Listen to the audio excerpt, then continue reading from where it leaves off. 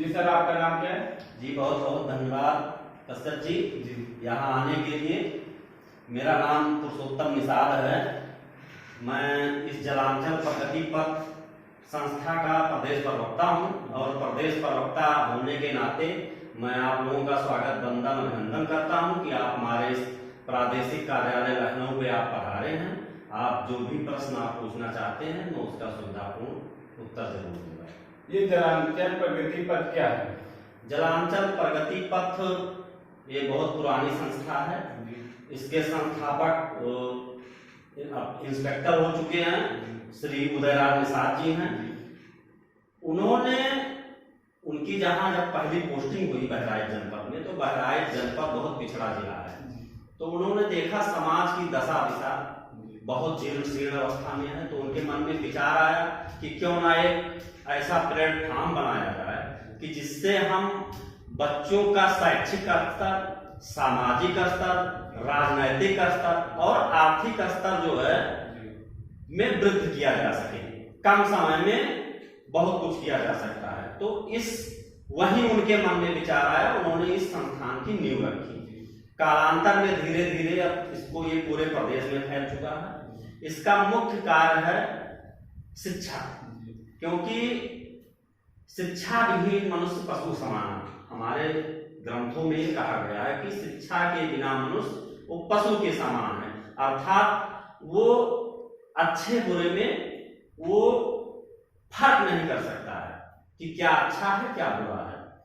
तो इसका मुख्य उद्देश्य है कि हम अपने समाज में जो दबे कुचले हैं, जो शिक्षा से बहिष्कृत हैं, जो शिक्षा नहीं प्राप्त कर रहे हैं, शिक्षा से कटे हैं, वंचित हैं, उनको जोड़ने का काम ये संस्था करती है।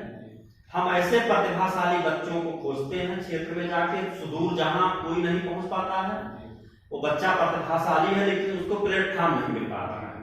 हम लोग ऐसे बच्चों को खोजते हैं, उनका स्किल डेवलपमेंट करते हैं।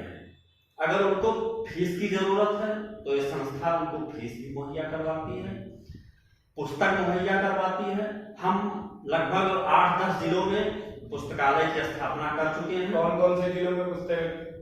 अभी हाल ही में तो पिछले इतवार को कुशीनगर में हुआ है, इसके पहले बाराबंकी में हो चुका है, बलरामपुर में हो चुका है, बहराइच में हो चुका है, बस्ती में हो चुका है। इसके अलावा और कई जनपदों में, फैजाबाद में हो चुका है, अम्बेडकर नगर में हो चुका है, वहां चल रहा है हमारा पुस्तकालय।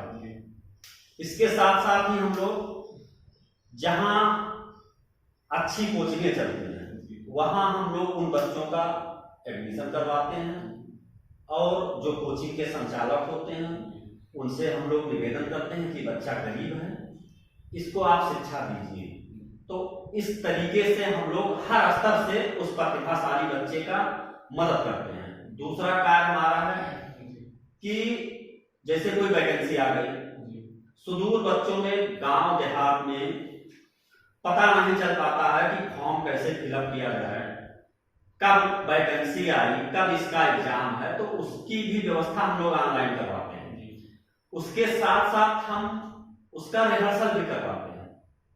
रिहर्सल का अर्थात कि 1 हफ्ते में उनका हम लोग प्री टेस्ट लेते हैं, कैसे फिलअप करना है। अगर ऑनलाइन हो रहा है तो कंप्यूटर के माध्यम से बच्चों को बताया जाता है कि आप ऐसे फिलअप करिए। अगर वो गोला बनाना है तो मार्क टेस्ट करवाते हैं हम लोग आंसर शीट पे कि कैसे गोला बनाया जाएगा, किस समय में आप कैसे करो। अर्थात ये है कि हम लोग मुख्य रूप से एजुकेशन पे काम करते हैं। एजुकेशन पे तो सारी पार्टियां काम करती हैं। नहीं, सारी पार्टियां काम करती हैं, अच्छी बात है, लेकिन उसके साथ साथ ये नहीं है कि और कोई नहीं काम कर सकता है। हमारा प्रयास है कि जो उन लोगों से छूट गया है हम उनको उनके लिए काम करें, क्योंकि पृथ्वी अनंत है और ऐसे बच्चे भी अनंत हैं। तो हम ऐसे बच्चों को जो छूट जाते हैं उन लोगों के द्वारा जो कार्य करते हैं हम उनके लिए काम करते हैं। दूसरा हमारा जो सबसे बड़ा काम है, हम लोग नारी सशक्तिकरण पे काम करते हैं, क्योंकि व्यसन ऐसा मदिरा हो गया, नशा हो गया, ये दुर्व्यसनों में आता है।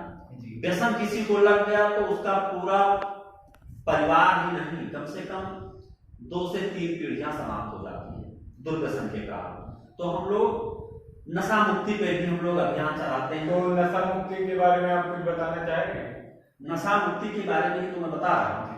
हम लोग गांव-गांव जाके जगाते हैं लोगों को, पहले तो एजुकेशन पे बताते हैं, क्योंकि शिक्षा आ गई तो व्यक्ति अपने आप सुधर जाएगा।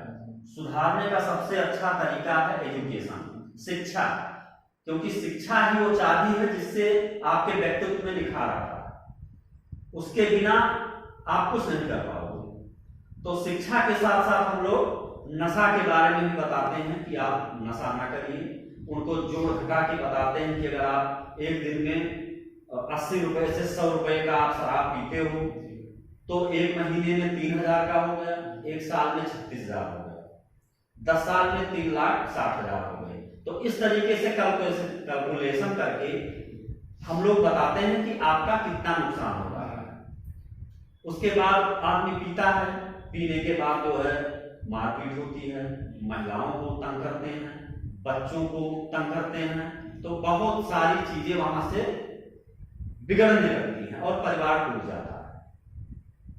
तो इस पे भी बहुत जरूरत है। मैं निवेदन करूंगा आपके चैनल के माध्यम से सभी लोगों से। उपलब्धि क्या क्या है? इसकी उपलब्धियां हैं, अब तक हम लोग कम से कम इस प्लेटफॉर्म से 10 से 15 लोगों का चयन पुलिस विभाग में हो चुका है। 3-4 और लोगों का चयन हुआ है, और अभी जो आने वाली वैकेंसी है, जैसे पेट का आने वाला है, लोग पेट की भी तैयारी करवा रहे हैं। तो प्रयास ये रहता है कि अधिक से अधिक संख्या में बच्चे प्रतिभाग करें और उनका चयन। और इसमें कोई जात, कोई धर्म का बाउंडेशन भी नहीं है। मेरी संस्था सर्वदैव